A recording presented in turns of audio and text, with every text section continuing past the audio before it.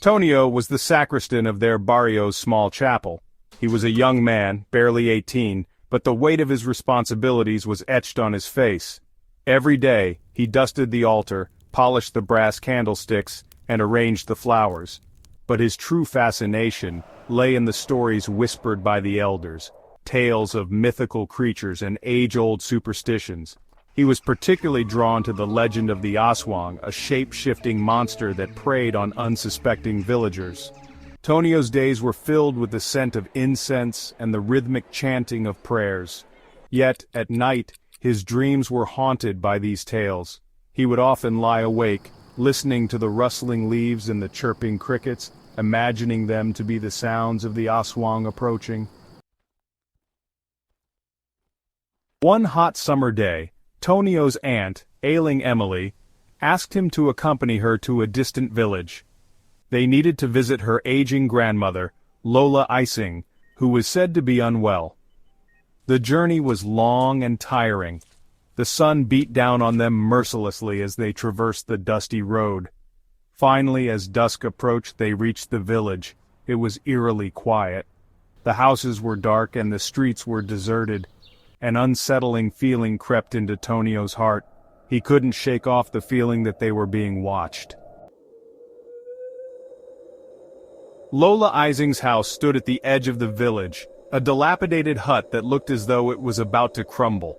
Ailing Emily greeted her grandmother with a warm embrace. Tonio, however, could only manage a nervous smile. He felt a chill run down his spine as he stepped inside the dark and musty house. "Lola, have you heard about the Aswang?" Emily asked innocently, unaware of the fear that gripped Tonio's heart.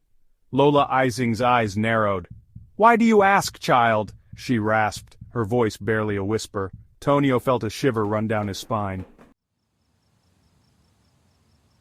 As night fell, the silence of the village grew heavier. Tonio and Emily settled down to sleep on the bamboo floor. The only sound was the incessant buzzing of mosquitoes. Suddenly, a blood-curdling shriek pierced the night, followed by the frantic flapping of wings. Tonio's eyes flew open, his heart pounding like a drum. He looked over at Emily, who was trembling with fear. He tried to calm her, but his voice was a mere croak. The shriek came again, closer this time. Tonio could feel the blood drain from his face. Something was outside, something evil. A guttural growl echoed from just outside the hut. The flimsy wooden door creaked open, revealing a pair of glowing red eyes. Tonio felt a surge of terror, but he knew he had to protect Emily. He grabbed her hand, his own clammy with fear, and whispered, "Don't worry, I won't let anything hurt you." He could hear Emily's muffled sobs as a long, black-clawed hand reached in, feeling for the door latch. Tonio closed his eyes, his mind racing. He had to do something. But what? Then, he remembered the small vial of holy water he always carried in his pocket. He fumbled for it, his fingers trembling. As the creature's rancid breath filled the room, Tonio splashed the holy water towards the door. A deafening roar shook the hut. The creature shrieked in pain, the sound like nails on a chalkboard. Tonio opened his eyes to see the creature, a grotesque figure with sharp claws and glowing red eyes, recoiling from the holy water. He had bought them some time, but he knew it wouldn't be long before the creature returned. Suddenly, Lola Aswang appeared in the doorway, her eyes blazing with an unearthly light. "Run!" she screamed, her voice no longer frail. "I will hold it off!" Tonio hesitated, confused and terrified. Lola Aswang pushed them towards the back door. "Go now!" she commanded, her voice laced with urgency. As they scrambled out of the hut, Tonio looked back to see Lola Aswang transform, her frail body contorted, her features becoming grotesque. Realization dawned on him. Lola Aswang wasn't sick, she was the Aswang protecting them from another of her kind. The hut erupted in flames behind them, the fire lighting up the night sky. Tonio and Emily didn't stop running until they reached the safety of the nearby village. They collapsed on the dusty ground, gasping for breath, their bodies trembling with fear and exhaustion.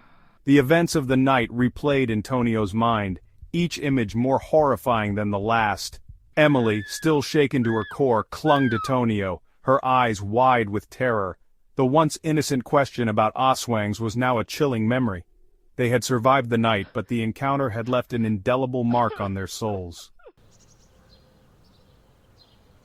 News of the Aswang's demise spread through the village like wildfire. People whispered of Tonio's bravery and the power of his faith. Tonio, however, knew the truth. He hadn't defeated the Aswang, Lola Icing had.